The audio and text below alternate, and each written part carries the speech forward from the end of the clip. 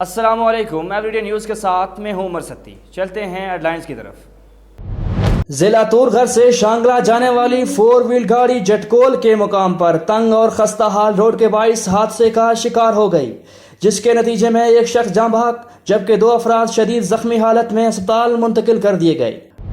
वजीर आला सिंध सैयद मुराद अली शाह ने कहा कि जरदारी साहब जो बात कहते हैं वो करके दिखाते हैं।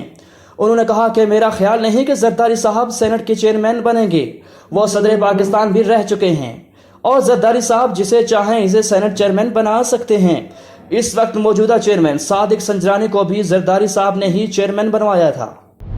मंदरा में रहनुमा तहरीक इंसाफ चौधरी मोहम्मद दाऊद अयाज की general manager Sui gas captain retired Mohammad Javed से इनके ऑफिस में मुलाकात हुई।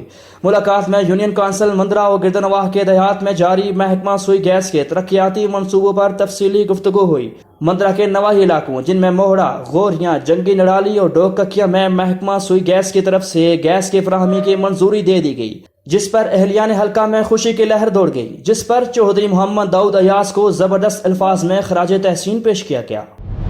हंगू के इलाके दवाबा में इंसाफ टीचर्स एसोसिएशन हंगू का हंगामी इजलास मुनक्किद हुआ, जिसमें तमाम यूनियन काउंसिल के तमाम असातिज़ा ने शिरकत की और भरपूर तरीके से इलेक्शन में हिस्सा लेने का फैसला किया। इजलास में जिले सदर वलायत शाह, तहसील टल सदर रईस, GPS नंबर 2 टल, तहसील जनरल सेक्रेटरी मोहम्मद इसहाक GHSS दिलन को उम्मीदवारान के लिए नामजद किया गया। और ये थी अब तक की हेडलाइंस। मज़ीद जानने के लिए देखते रहिए everydaynews.pk।